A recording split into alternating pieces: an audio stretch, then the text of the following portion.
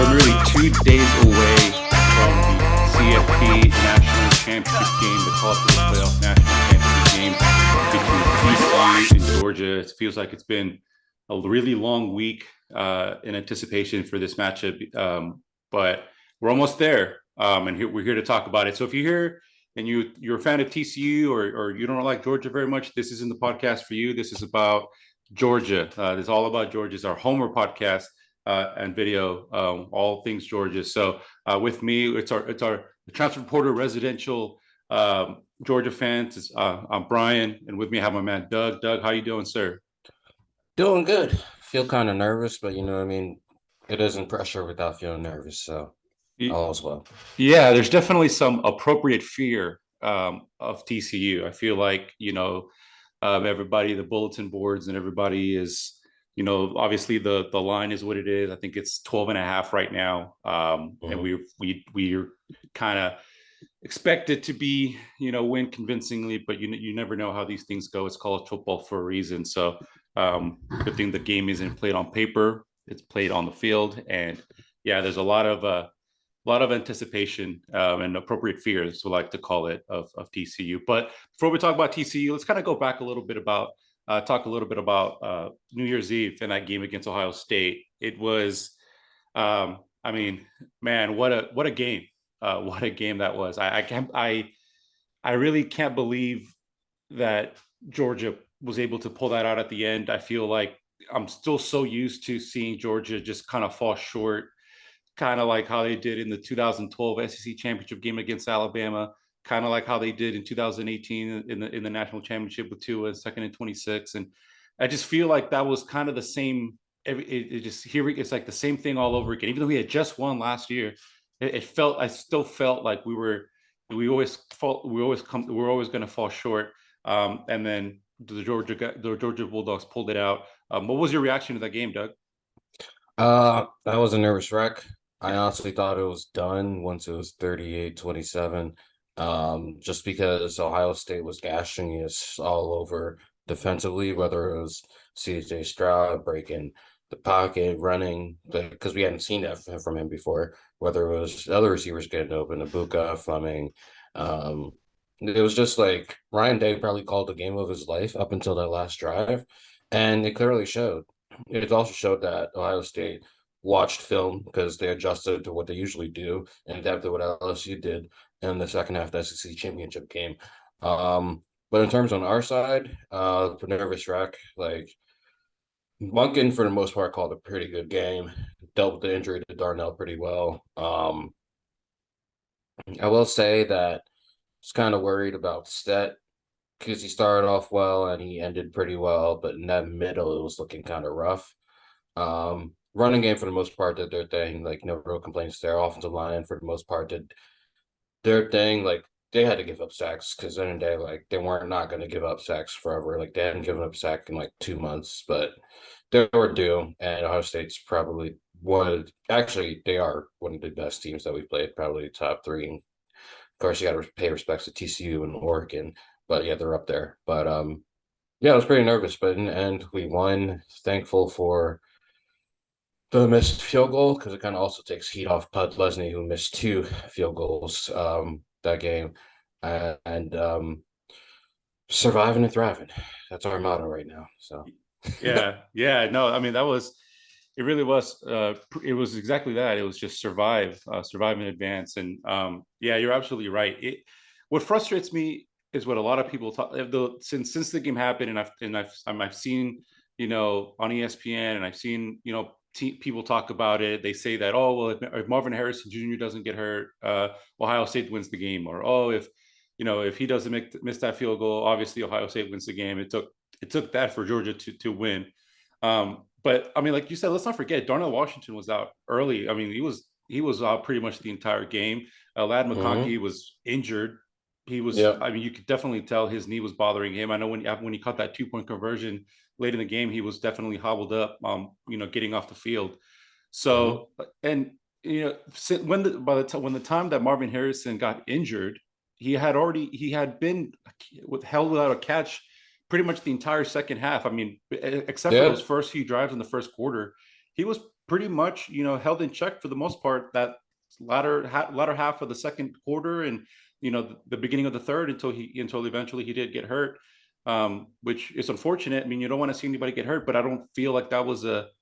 I mean, they were up by 14 points, and Yeah. with 5 minutes to go, they were up by 11. I think, yeah, they were by 11 with 5 minutes to go, and I don't think that's a legitimate excuse.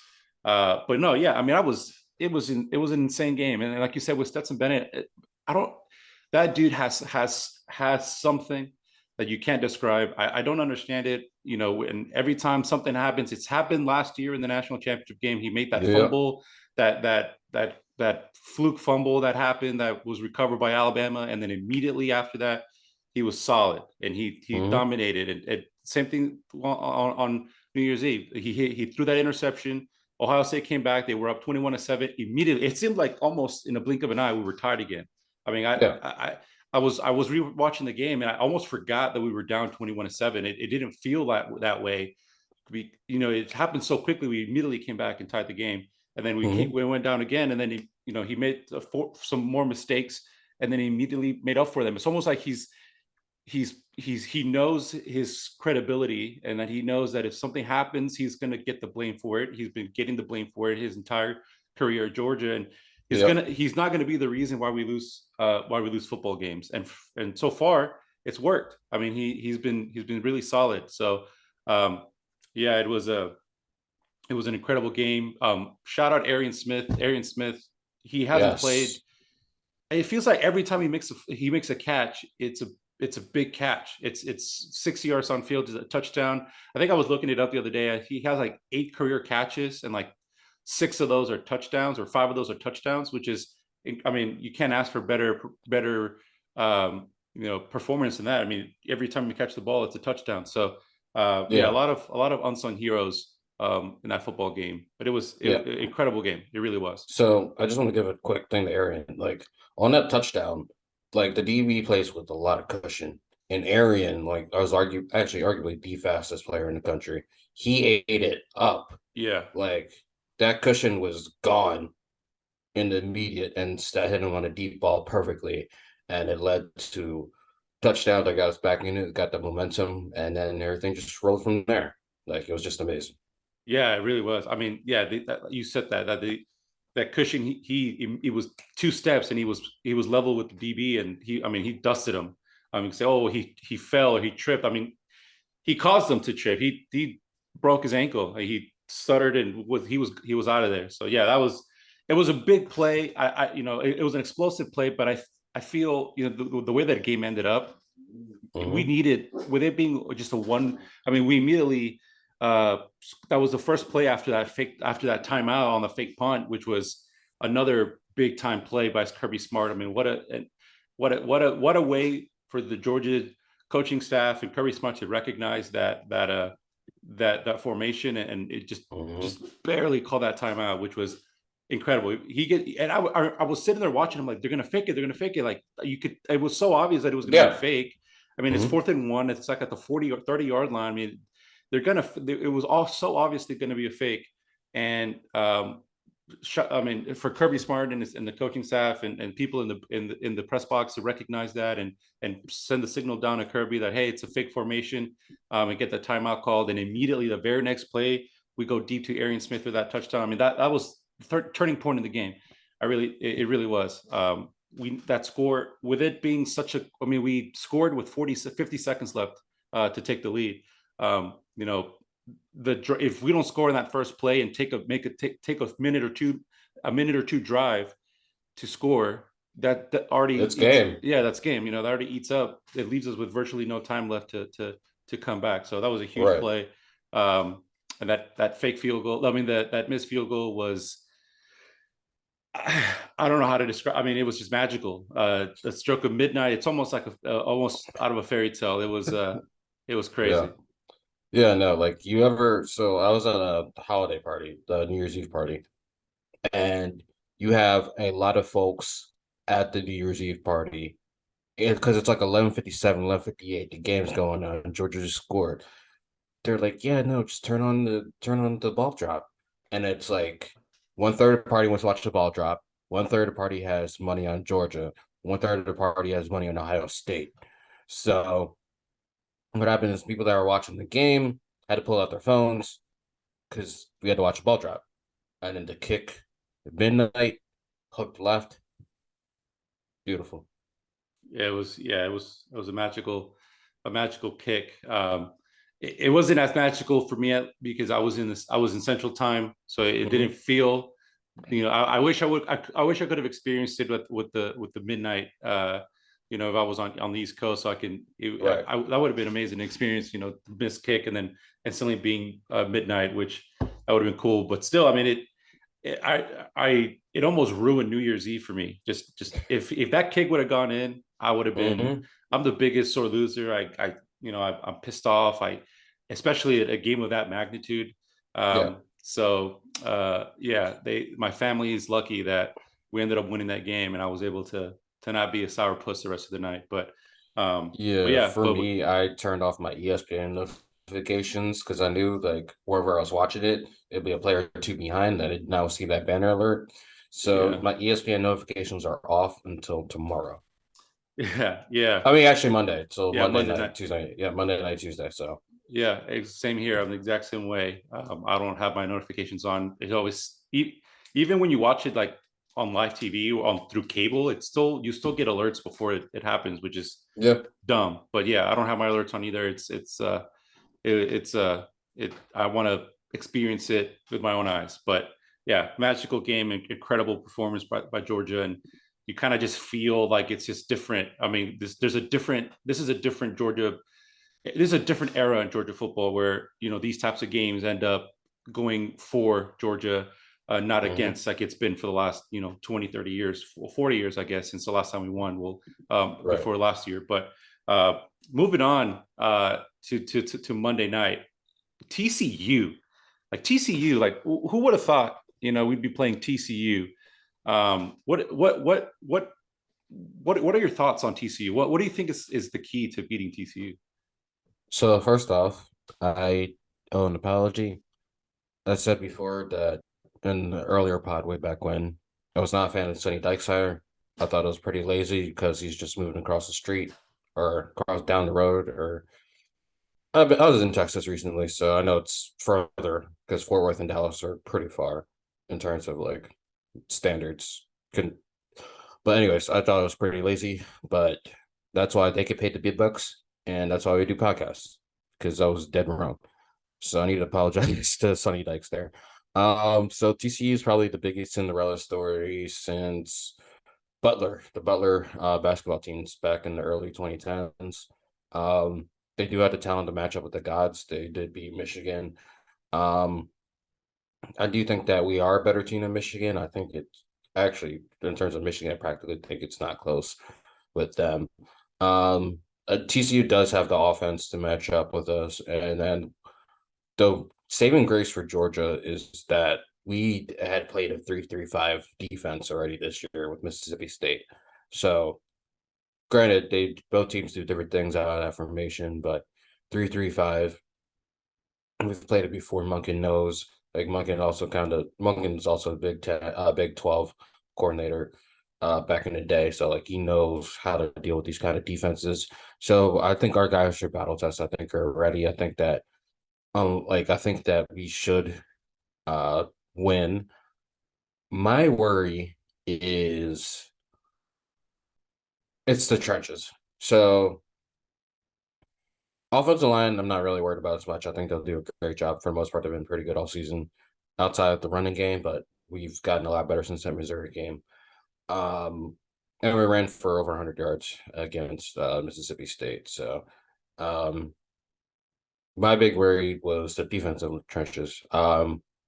We are a team that doesn't necessarily generate sacks. We don't necessarily we try to generate pressures. Um, it's worked well against truly like inferior teams. We saw Ohio State, like CJ Stroud was pretty comfortable most of the night. Even when we got to him, he was able to break out and either throw on a run or he was able to take it for carries that we hadn't seen him do before. Um, so I'm worried about that for us because Kirby likes to play defensive backs on the island. And we saw We saw how Marvin was doing that first quarter and that first half. Like that was not pretty. And Quentin Johnson's also an amazing receiver, one of the best receivers. He probably might be the top receiver coming out the draft. And I'm just worried about that. And I worry about that. And let me close because I know I've been rambling for a while. You know, it's funny because like I'm not really worried about Max as much as one, I should be, and two, Stroud, because one, I think Stroud's a much better talent. I think he has a better arm. I think his ball placement's a lot better. And for the most part, Stroud's been pretty consistent. Uh, we had I watched the TCU Michigan game. Duggins looks kind of shaky last that game. He looked kind of shaky against Kansas State. So I think that we can kind of get him off his rhythm pretty early. We will give up points. I'm not saying that we won't, but I think we can give up like get him out of rhythm early, and once we do that, it's advantage us.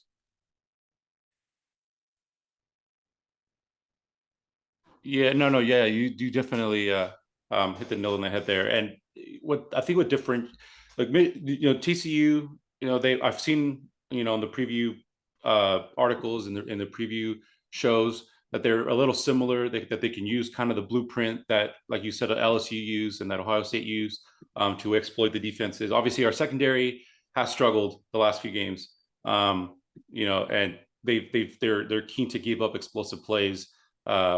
When you give the quarterback time to throw, and our front seven needs to be better. But I think the difference with Michigan, and like you said, we're way more talented than Michigan. But I think what Michigan did against TCU was they basically they gave the ball away. They had Mm-hmm. 14, you had two pick sixes. Yep. They had lapses. I think that long touchdown in the fourth quarter, uh, it was just bad pursuit and just bad defensive football. And that's Georgia's Mm-hmm. not going to play bad defensive football. Exactly. You may beat them beat. Keely Ringo, he's notorious for getting beat, and he's just so big, and he just doesn't have the fluidity and that quick stop and to kind of be able to defend some of these receivers sometimes, especially the better receivers. But they're not going to play bad defense. You're going to have to scheme your way against this Georgia defense. I think TCU has a chameleon offense. I think they can adapt pretty well. I think that's what's worked for them. They've adapted pretty well against Mm-hmm. whoever they're playing. They don't have a set scheme that they run.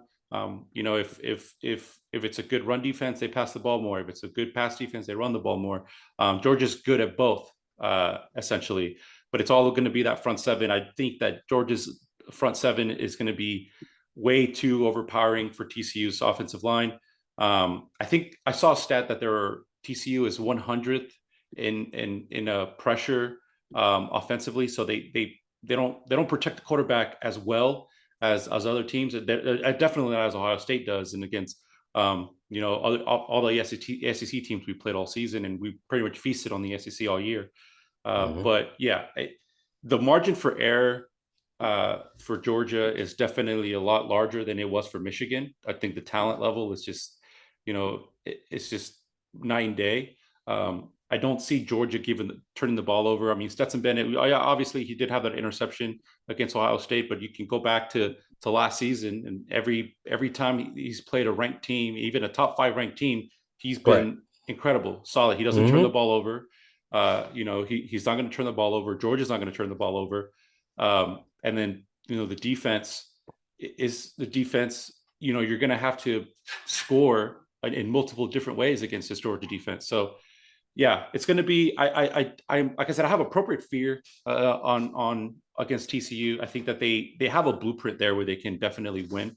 Um, Yes. but I just don't see the mark. I just them to make up 2.5 points. They're gonna have to have defensive turnovers. They're gonna have defensive scores. If Stetson Bennett throws a couple of pick sixes, or if we've turned the ball over, or special teams and defensive touchdowns, I think that's what it's gonna take for TCU to win. And I mean, Georgia's not that type of team to be that uh, undisciplined with the football, and it's gonna take that's what it's going to take for TCU. So there's definitely a path for TCU to win. I Absolutely. just don't see it'll be enough. Um, I can easily see Georgia winning 42 to 30, 42 to 28. I mean, Yeah. they're going to score points. I think TCU is going to score points. Hmm. But I just don't think it'll be particularly as close as some people may want it to be. And obviously, everybody wants to say they're trying to hype the game up as much as they can, Yeah. with the matchup that it is. And it's fair. There is a path there for TCU to win. Hmm. I just can't see Georgia being. They've been there before. They have the championship pedigree. I saw online that when they arrived in LA, and Hmm. they were getting off the buses, TCU was kind of more of they had a DJ, and they were like in a party mood, and they were kind of Right. celebrating to be there. And Georgia got off the bus like they were going to a funeral, which is it kind of shows the difference. I mean, Georgia's been there before. They've done that. They have the crown. They have the trophy Hmm. in their trophy case. Uh, you know, Currently, and it's a business Yeah. trip at the end of the day. And I feel like that might just be the difference. Yeah. But Like, you know, yeah. Like, I mean, like, I get why TC's doing that because right there, honestly, right now, because of how the season is, they're playing 100% with house money. So, like, with the house money, you got nothing to lose. That's probably the worst team to play. And also, it's like the DJ stuff, like, they're just keeping loose, you know what I mean? Like, they just need, because they don't want to be overwhelmed with all that pressure and success. Like, they're totally there. And I do want to bring up one last point before we decide to move on. Injuries. mhm. So, Darnell, like, he probably won't be 100% if he does play. We're missing that because he's going to be a mismatch. Like, our healthy Darnell's probably the biggest mismatch we've seen. We should have fed him the ball more, but like, we spread the ball out around here in Georgia. So, but either way, we're going to miss him blocking wise. He helps a lot. It'll help Milton, McIntosh, Edwards, and so it'll help a lot. And then on the other side, Kendra Miller, still questionable. I mean, Georgia's not really a team that allows runs like that. So I think either way, like TCU's running game will be essentially a non-factor.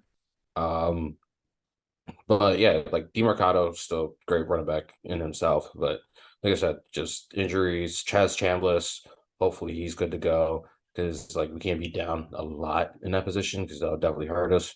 And I think yeah. So it's like you said, Ladd's been pretty shaken up. McClendon didn't play, but Mims did a great job coming off the bench to start. You know, Sugar Bowl. So I mean the Peach Bowl. Um, get my Dome Bowls mixed up, folks. Don't be me. Um, and then one last one. I know I said one last one earlier. Like home field. So we're going from Atlanta, essentially our backyard, to SoFi, where fans aren't traveling. At least Georgia fans. It's mostly TCU. It's mostly neutral. Like the interest in the West Coast is, I don't know, something's fundamentally broken out there because like tickets are dropping. So it'll be a full stadium, but it's not like it was, say, Indianapolis, which was pretty reasonable commute for both teams, or Atlanta back in the last national championship, or because we don't really play out west. Like last time was the Rose Bowl, and that was good Lord, who knows? And that's a once in a lifetime general trip because like who knows how whenever Georgia's going to go to Rose Bowl again. Yeah, National title, they were there last year, so it's like fans really want to spend all that money to go to LA, like on a Monday. yeah. So I'm just worried about home field. TCU can thrive off emotions, home field, passion, and maybe spring an upset.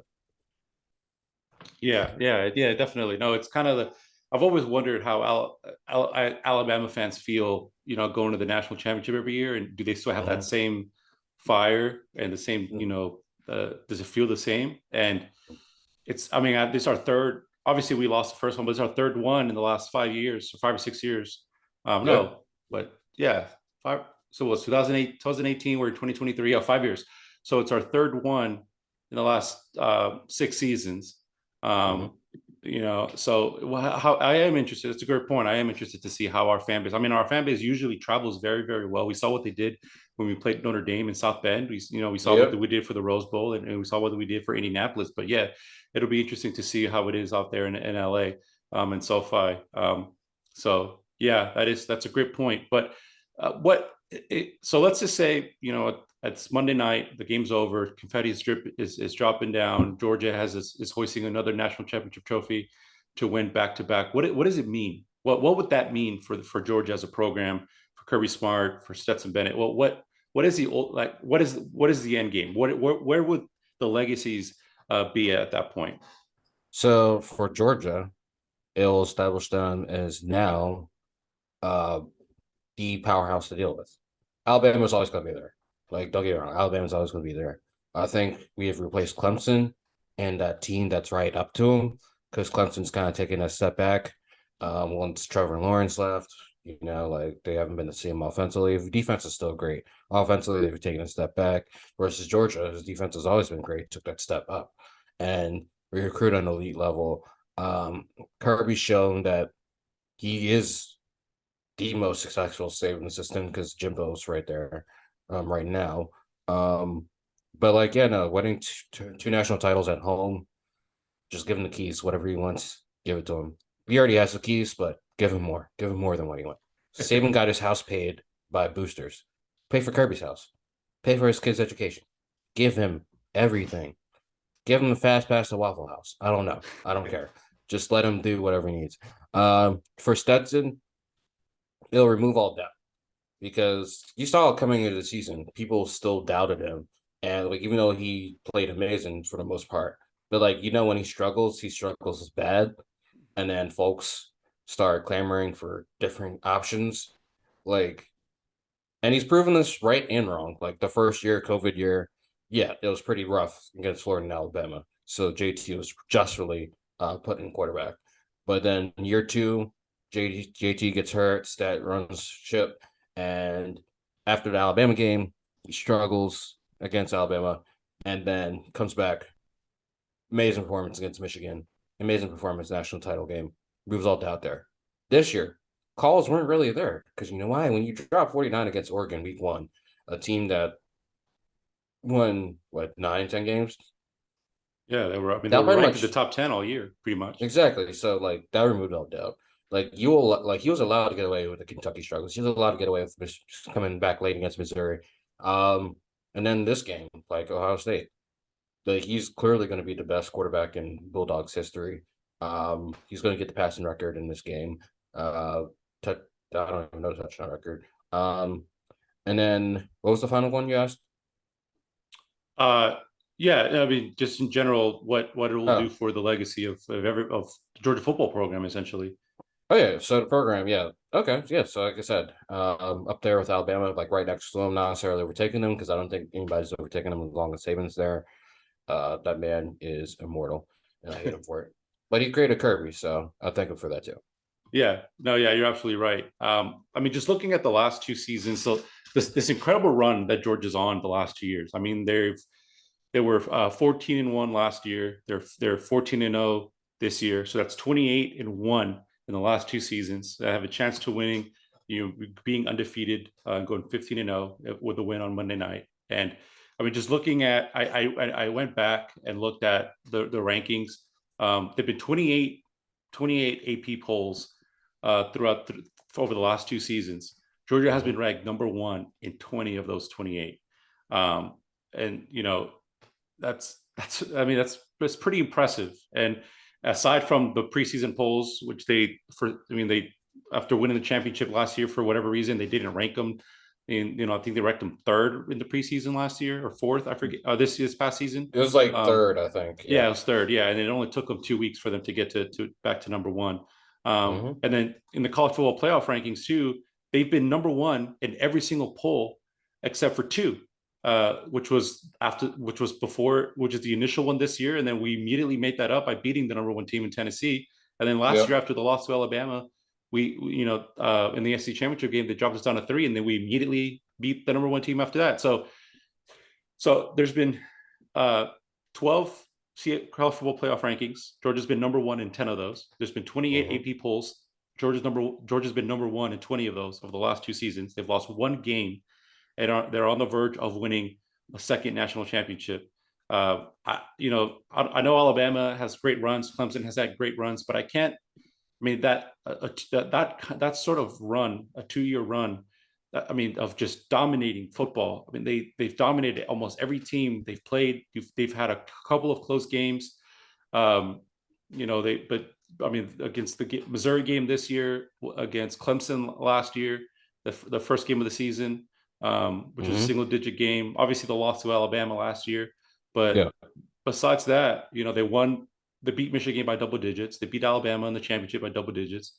Obviously they did what they did against Ohio State this year, but sometimes that's what good teams need to do. You need to hunker down, pull, tighten those belt straps and go get it. And that's what they had to do this year. So I'm glad to see that they were able to do that. They had Hmm. that ability to come back and Yes. show, and that's kind of what had been missing. We haven't really had to see that the last couple of years. Hmm. But I mean, it's just, yeah, Kirby Smart, obviously, long live Vince Dooley. May he rest in peace. But if Kirby Smart wins this year, he's the greatest football coach in University of Georgia history. He might already be that.